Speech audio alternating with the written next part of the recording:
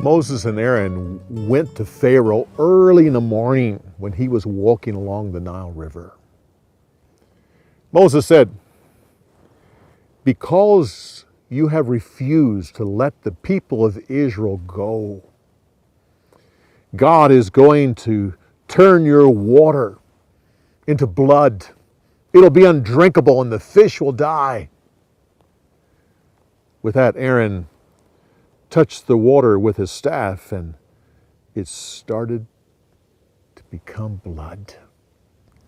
The magicians also got some water and they turned it to blood too.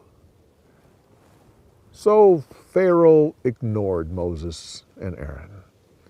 Soon all the rivers and all the lakes across Egypt turned to blood. It was totally undrinkable, and the people had to dig fresh wells to get water.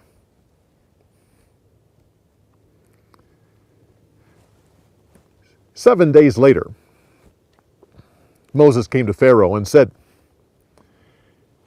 "Because you have refused to let the people go, frogs will come out of the water and cover the land."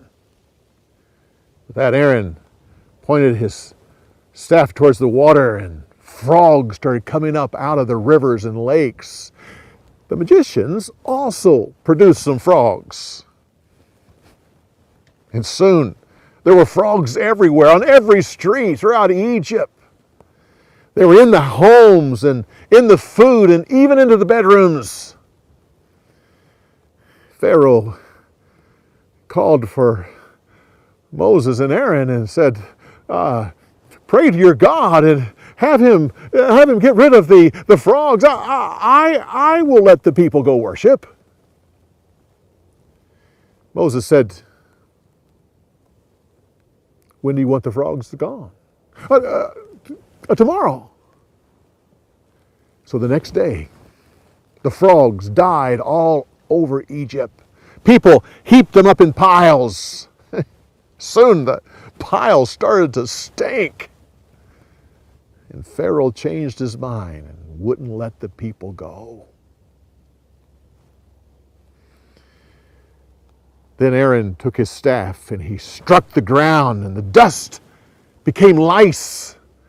The lice spread throughout the land, and people and animals covered with lice. The magicians couldn't do that. They said to Pharaoh, "This is the finger of God." Still, he refused to let the people go.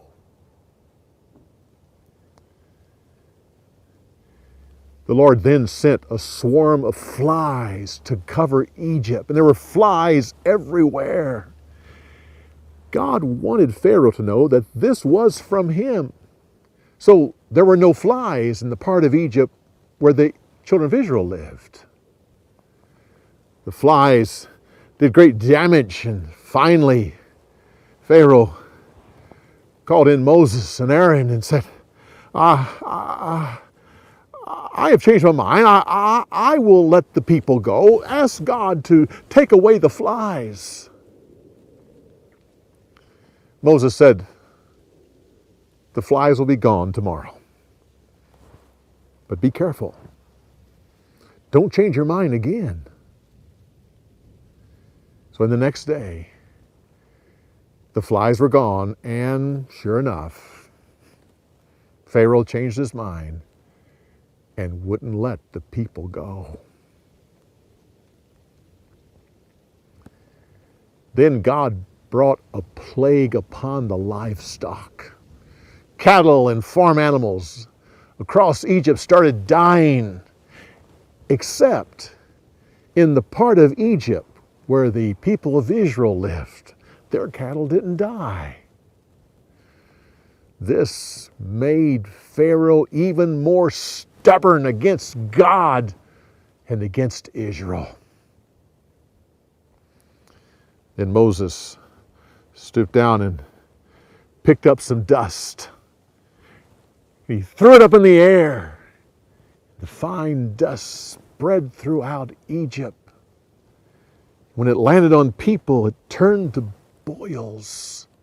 The people across Egypt had boils, and the animals had boils. Even the magicians couldn't stand before Pharaoh because they were covered with boils. This made Pharaoh angry, and he wouldn't let the people go. Then Moses went to Pharaoh. He says, I have a message from the Lord. He said, up to now, I have restrained my hand from you and your people. But from now on, my plagues will be directed towards you and the people of Egypt. All the nations of the earth will know that I am the Lord. Then Moses said to Pharaoh, tomorrow there is coming a storm like Egypt has never seen. It will destroy the crops. Tell your people to keep their slaves and their animals under shelter. Those who go out from shelter will die. The next day, a storm rolled in over Egypt. Soon hail and fire came out of the sky, destroying the crops. Many of the people took the warning of Moses and kept their servants and their animals under shelter, but some didn't listen, and they died.